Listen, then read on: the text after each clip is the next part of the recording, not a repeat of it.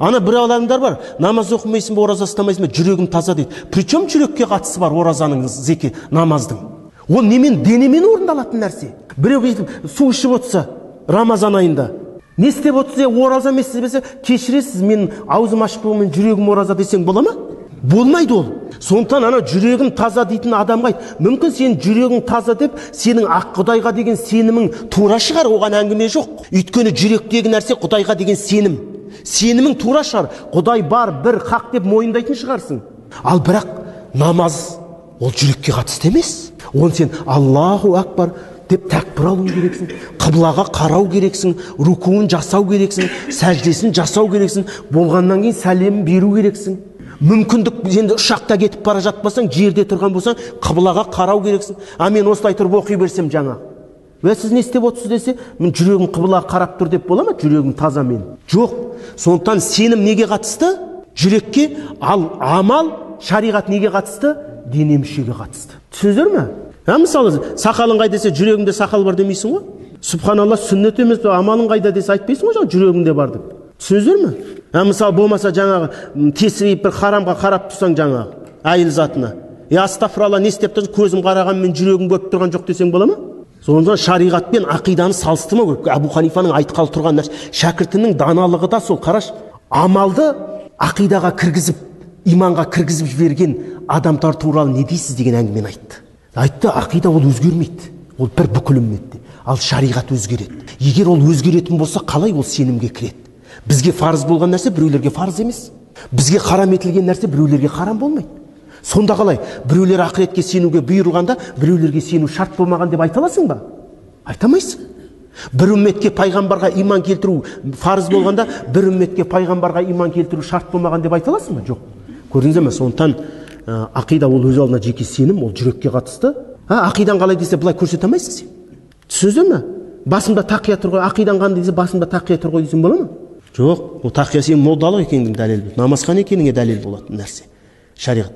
Сондықтан біз адамның жүрегіндегі нәрсе ла илаха иллалла Мұхаммад Расулулла деген айтқан адамға біз шариғат үкімін жүргіземіз. Бітті. Оны көшеде көрсең, ассаламу алейкум дейсің. Өйткені ол мұсылман, аузынан калиманы естіді. А ол саған ассаламу алейкум десе, сен айтасың, уағалейкум ассалам дейсің. Ертең ол қайтыс болса, жаназасына тұруға міндеттісің. Кебіндеуге міндеттісің, мұсылман қабіріне апарып зирауға міндеттісің. Артындағы мирасын бөлесің мұсылман жолымен. Неге? Ол калима айт. Мүмкін жүрегімен келтірмеген шығар, оған біз жауапты емеспіз. Біз адамның көрінген нәрсеге шариғатты жүргізу, өйткені шариғат дене мүшеге жүргізіледі. Ал ол жүрегінде мүмкін өтірік сенді мұнафық болып, оған біздің шаруамыз жоқ. Түсіндіңіздер ме? Ал енді біреу жүрегімен иман келтіріп, тілімен айтпаса, біз оған амандаспаймыз, сәлем берсе жауап қату шарт емес. Өйткені оның мұсылман екендігін біз естіген жоқпыз. Калима шахадасын. Ертең ақыретке барған кезде, имеке анау адам иман келтірген еді, сен оны нағып нетпедің деді. Жоқ, өйткені оны біз білген жоқпыз.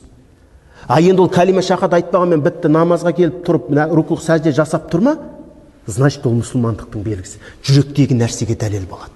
О кезде біз ол калиманы айтпаса да, оған шариғат үкімін жүргізе береміз. Сен өзіміздің бауыр екенсің ғой. Мен сен сыртыңнан орыс екен деп жүрсің, сен мұсылман исламның қабылдаған екенсің ғой деп, уже оған сен мәліміне жасай бастайсың. Түсіндіңіздер ме? Сондықтан адам иман келтіріп жүрегімен айтпаса, ол Құдайдың алдында мұсылман, біздің алдымызда мұсылман емес. Яғни мұсылман емес деген сөз шариғатты жүргізбейміз оған. Ал егер адам тілімен айтатын болса, ол Құдайдың алдында да, біздің алдымызда да мұсылман болып есептеледі. Яғни оған шариғат үкімін біз жүргізе бастаймыз. Өзіміздің мұсылманның бір-біріне хақ болған нәрселерін. Түсіңіздер ғой, егер жаңағы фарыз қылған харам нәрсенің бәрі ақидадан болғанда, біреу харам істеп қойса, біреу бұйырған нәрсені орындамай қойған болса, ләкана кәфір болып шыға келетін еді. Олардың сөзін келтірді ғой, жаңағы амал иманнан деп есептейтіндер бар. Жаңағы бұл кімдердің есептеген? Харижиттердің. Харижиттерді жоққа шығарады, және олардың сөзін айтатындар бар қазіргі таңда. Мутазилиттерді жоққа шығарады, олардың сөзін айтатындар бар. Тіпті кейбір адамдар бар, жақсылық Алладан, жамандық пенденің өзінен деп мутазилиттердің ойын айтады. Ахлі сүнна уәл жамада хайрихи ан ту'мина бил қадар хайрихи ва шаррихи мин Аллахи таала. Тағдырға иман келтіру, оның жақсылығы да жамандығы да кімнен деп? Алладан деп иман келтіреміз. Міне ондай да адамдар бар. Атеист емеспін деп атеисттің сөзін айтатындар бар. Мұсылманмын дейді. Олар дұрыс емес атеисттер. Ақырын біраз отырсаң айтасыз, енді біреу барып кеп бан жаққа дейді да. Ол солардың сөзі. Замандас, құрдас деген секілді. Бірі діндар екен, екіншісі атеист екен. Сөйтіп ана атеист айтады екен бір күн анау діндар құрбысына: жаныңды қинап не бар? Бәрібір ол ақырет деген жоқ, ол фантастика деген сықылды әңгіме айтқан ғой. Сөйтсе анау құрдасы діндар адам, имам, молда заманындағы ашуланбағанда айтқан: намаз оқысам, ораза ұстасам өзім үшін емес пе, сенің нең кетті. Ертемен намаз оқып жүрмін, ораза ұстап жүрмін. Ертең ақырет болмай қалса, қиналған жерім жоқ. Ал егер ертең ақырет болып қалса, онда саған жаман болады деген да. Сондықтан мен екі жағдайда да страховкада тұрмын деген. Сен ойлағандай ақырет болмай қалса, намаз, ораза жасағандар өзінің әрекетін болып қалады да. Ал егер мен ойлағандай ертең ақырет болатын болса, нұр үстіне нұр болып шықпай ма? А мына саған сен қор боласың ғой деген екен да. Мен не ұтылдым деген, мен іштен ұтылған жоқпын деген. Менің саған не зияным келді? Мен намаз оқымнан саған зиян келді ме? Жоқ. Ораза ұстағаннан зиян келді ме? Жоқ. Сен ойлағандай ақырет болмай қалған болса, менің ештеңем кеткен жоқ. Ештеңем кеткен жоқ. Ал ертең мен ойлағандай ақырет болып қалса, онда сенің ұтылғаның деп айтты. Көрдіңіз бе? Оған аят айтып, хадис айтып жатудың қажеті жоқ. Біреу атеистпін дейді, атеист болсаң қайтемін, атеист болсаң қайтемін, атеист болсаң қайтемін деді. Бітті. Как будто бір оған мұсылман болу Құдайға керек сияқты да ол. Маймыл бол қой. И так маймыл болды деп келгендер бол ғой. Жоқ, бір ол бірдеңені сені, ол дінге келмесе бірдеңе болатын сияқты да.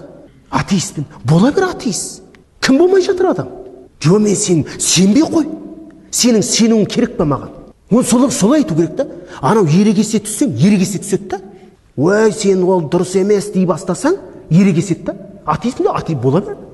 Мен нем кетеді? Мен нем кетеді? Анау есекті от қайтасам боққа қашады дейді ғой. Сөйтіп ана бір кісі айтады: мені түсінбеген ғой, субханалла, отқа барып жанып кеткенше боққа қасқан жақсы емес пе деп ойлайтын. Сөйтсе ана отқа дегені шөпке қой дегені ғой аты жаңағы. Қазақтың сөзін түсінбесең, солай түсініп жүргендер бар да, хадис пен аятты. Арабтың